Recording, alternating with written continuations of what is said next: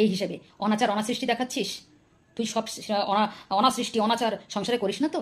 তুই যে গালাগালি খিস্তি খাবারি করিস, তুই যে কাজকর্ম করে বেড়াস, সবটাই কি তোর মানে এফেক্টের কাজ করে না সাইড এফেক্টের কাজ করে? একবার দেখেছিস একবারও? তার প্রতিক্রিয়া হিসেবে তোর কি হতে পারে? তো এত লোকের বিচার করতে যাস না। যা ভগবান যার যেমন দিয়েছে সে তেমন করেই খাক। আর তার থেকে বড় কথা হচ্ছে তুই বলতে পারিস, কারো তো ভালো লাগতে না পারে, তুই বলতে পারিস, কিন্তু এমন কিছু বলিস না যেন সেটা আবার তোর ঘাড়ে চেপে যায় কোথাও অন্যভাবে। বোঝাতে পারছি নিশ্চয়ই? তো এটাই তোর বলার উদ্দেশ্য আমার। প্রত্যেকবার একটা একটা করে তোকে একটু না দিলে হয় না, কারণ তুই বারবার ভুলে যাস। ওই মঙ্গলার নামটা আনবি, আর তুই বল মঙ্গলাকে বল, তুই একটা মানুষকে অপছন্দ করতেই পারিস, বল আমাকে বল, আরও 5 জনকে বলছিস বল, বলতে পারিস, কিন্তু তার লিমিট থাকে না। যে যেটা নয় তাকে সেটা বলবি না, কারণ তুই যেটা করিস কি করিস না সেটা কিন্তু সবাই জেনে গেছে আর জানেও। তাই সেই জায়গাটা অবধি যেতে বাধ্য করিস না। কারণ আমি আবার ওই যে বললাম স্পটে খেলি, কেননা উপড়াতে হলে একদম গোড়া থেকে উপড়াবো।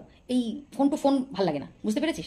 তাই ভবিষ্যতে যদি দুটো ভাত খেতে চাস, ছেলে বউয়ের হাতে বা নাতি নাতনির সঙ্গে থাকতে চাস, খেলাধুলো করতে চাস, তাহলে একটু নিজেকে সামলিয়ে কথা বল, ঠিক আছে? চরিত্র নিয়ে নয়।